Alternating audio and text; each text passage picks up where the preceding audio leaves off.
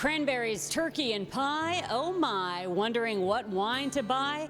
Don't dread picking the wine for this year's Thanksgiving dinner. We are heading inside a San Francisco staple and helping you make the most of the most meaningful meal of the year. Wine expert Tom Capo and executive chef Jesse Lapitan are here with some Thanksgiving food and wine advice that will leave wine novices and know-it-alls stuffed. Over here we have some green beans almondine. It's a typical dish that you would serve for Thanksgiving, but we kind of changed it up a little bit by using haricot vert, which is a fine, thin French green bean. Here we have typical mashed potatoes, but they're not typical mashed potatoes. They're made with a little bit of artisan cheese. And then we have sage stuffing, which is made with brioche. And then we have one of my favorites, which is chorizo cornbread stuffing. So the first one we have is a Brut Nature Cava from Cristalino, 2006 vintage. This is a wine made from the Macabeo, Xarel·lo, and Parellada grapes. The what? I know, right? These are the indigenous grapes that are used in the Catalonia region of Spain for production of cava. Cava is a lot of times considered to be a lower cost option for champagne, and when you find a good one, it can really work out well for you. For around $13, you can have this vintage, traditionally made champagne style wine. The only difference being that it's made from the grapes that are hard to pronounce. And then we have a couple other wines here. I believe you brought a Torrontés. Torrontés is generally a dry wine, very affordable from Argentina. This one is around $10, absolutely delicious with a variety of vegetable or lighter courses. Okay, so that would also be sort of a starter, as well as the cava? Definitely, yeah. You could use both interchangeably. And then, oh my God, okay, we got the turkey, right? It's tea day for a reason. Yeah, you gotta have the turkey. It's an organic diced turkey from Sonoma. We put some sage underneath there, and we did put a little bit of prosciutto underneath the skin.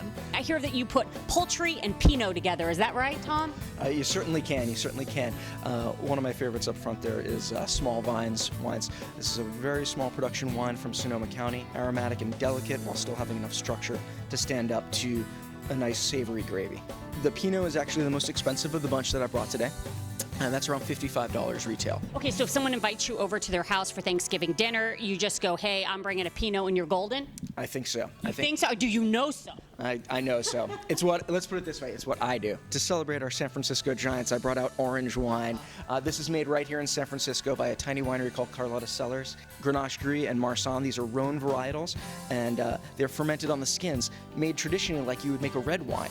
So you get a little more extract, and you can see this color actually has a beautiful tinge of orange to it, and it's got enough structure because of that skin contact to stand up to the richer parts of the meal. Oh, so this could be paired with the turkey as well? Absolutely. The orange wine will be around $30. A lot of people think white meat, you want to go white wine or very light red like a Pinot Noir, but I think a lot of times things like that chorizo stuffing, for example, have enough richness and spice to them that they're actually going to call for red wine even when you've got a bite of that gravy, that turkey, and the stuffing. So for that, I would recommend something like one of these two. This is a Côte de Rhône from Montpertuis in 2010. This is Grenache based, and this is Argentinian Malbec called Revolution in 2009. It is a tremendously produced no oak Malbec. This one has beautiful balance, great acidity, and lots of bright, dark fruit flavors that'll cover everything from that spicy stuffing on through that cranberry with all that tart sweetness to it. All I'm thinking about is food. Jeez, I'm thirsty, I'm hungry. Hey, what would Thanksgiving be without the two Ps? The richness and the texture and the sweetness of the pumpkin pie is going to require a lot of bright acidity. I would tend to go with something like a late harvest wine from the Alsace or a late harvest wine from Germany that's going to have bright acidity but still have a good amount of sugar to cover the sweetness.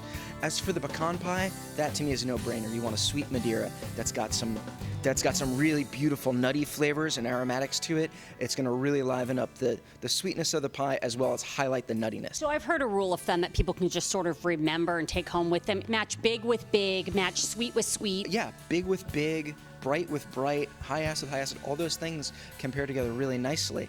The other flip side of that coin is it can sometimes be really interesting to go exactly the opposite of the direction that you think you're going to go. So pair something really strong and intense like a blue cheese with a sweet, low alcohol white wine, such as a Sauterne, and that can be a very interesting counterpoint as opposed to an alliance. You can completely go rogue and you'll be okay. Yeah. It's about trying things and having fun, especially around Thanksgiving. You got a lot of people at the table. There's no reason you can't open a couple different things. Try it, see what you like, see what you don't like. You're gonna have more fun that way anyway. Well, I will raise my glass to having fun. Cheers, everyone. Everybody. Happy Thanksgiving.